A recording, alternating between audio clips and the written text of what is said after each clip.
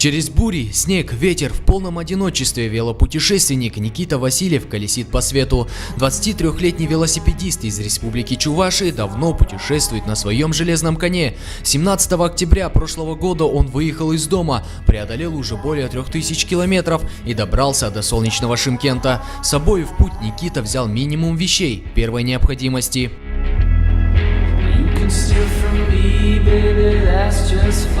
Ну вот сам велосипед в нагруженном состоянии весит около 45-50 килограмм. Ну, это без учета там воды, еды. Вот 45-50. Палатка вот у меня спереди стоит. То есть это моя крепость, так скажем, в которой я сплю, которая мне служит, не пропускает ни воду. Ну, конечно, мне также холодно, просто некоторые думают, что в палатке тепло спать. Она там такая же температура, как и снаружи. Вот, спальный мешок зимний, ну, до минус 5 можно спать комфортно, минус 5 градусов мороза. Вот, здесь у меня надувной коврик, здесь у меня котелок находится с гречневой кашей, которую я уже варю на костре, или могу заехать в какую-нибудь кафешку, попросить, чтобы мне ее просто сварили на огне. Вот, а внутри у меня все вещи, сменные вещи, какие-то, так скажем, парадные вещи, в которые можно там погулять, выйти. Вот, и на самом деле ничего сложного нет. Остальное там зарядки, дополнительный аккумулятор для телефона. Все, в принципе, там книга, атлас, да, атлас дорог запасной. Есть в телефоне, но все равно я всегда езжу с бумажной версией карты. В июне прошлого года Никита уже совершил путешествие по Кавказу, Армении, Грузии и Азербайджану. Тогда он проехал примерно 13 тысяч километров. На это у него ушло 14 месяцев.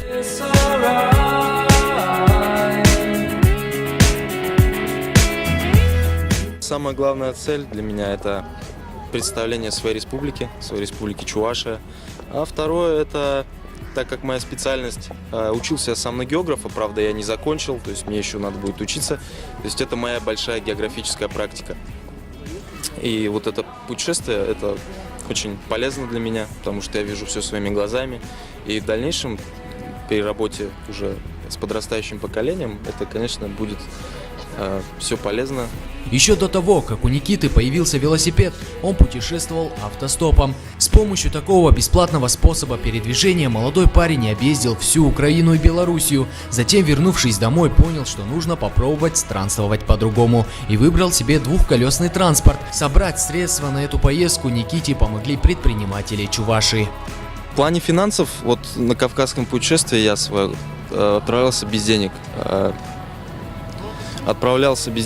Но вот в Среднюю Азию сейчас вот меня уже поддерживают наши чувашские компании. Ну, немного, конечно, но то есть с голоду не умру.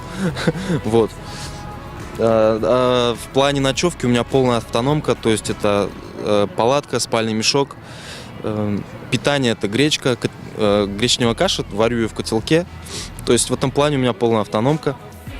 Новый год Никита встретил в Туркестане, далеко от дома, но в тепле и уюте, в гостях у одной семьи. И такое встречается очень часто. Узнав, что велопутешественник у них в городе, люди зовут его к себе в гости. В каждом городе он задерживается на 3-4 дня, потому что хочет побольше узнать о традициях местного населения и немного рассказать о себе и о своей родине.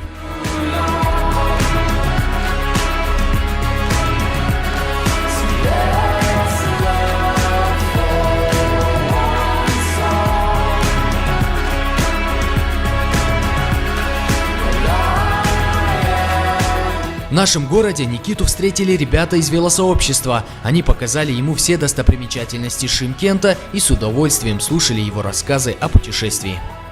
Когда я узнал, что к нам в город приехал велопутешественник из Чувашии, из Чебоксаров, и когда я уже познакомился с ним вблизи, когда узнал, что за человек, если честно, я впервые в жизни познакомился с путешественником, именно который проехал более 3500 километров именно на велосипеде, вот проделал огромный этот путь.